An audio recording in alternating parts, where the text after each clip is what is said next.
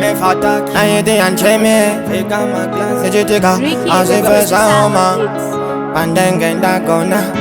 ochinge wawanyanda pona ayose presi nopenda ndakama pasa pandaituku basa kune basa Chibaba Ndisote yes papa ndareta mere zaka wanda zandaita nejejejina kunde ndareta mere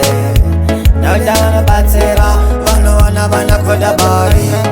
Anikayete kongene mabari Aningangonzi nevanhu vese sori Aningamtsvakirwa neyate kucheri Aningangosara kunge pasitore peri Uchazviona wasvika pari patop Uchatsikiswa nevamwe kunge rope Samhamira kakushanda more inova nderamba uchashanda Uzakundikana Uzatsiya semushanda utoshanda romakararena Zakawanda zandaita nejejenina kunde ndaretsa mere Ndavudza batsera vano vana vana koda bari Anikayete kongene mabari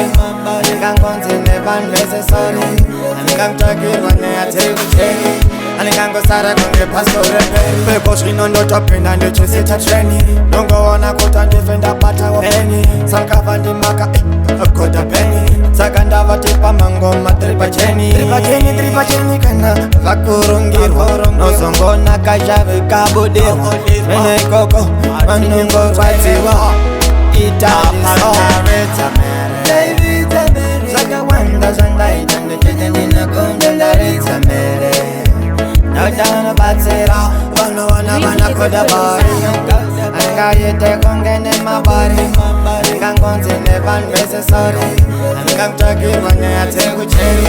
Aningangosara kundaretsa mere Zakawanda zandaita ndichenendina kunde ndaretsa mere Ndavudza batsera vano vana vana koda bari Anikayete kongene mabari Aningangonzi nevanhu vese sori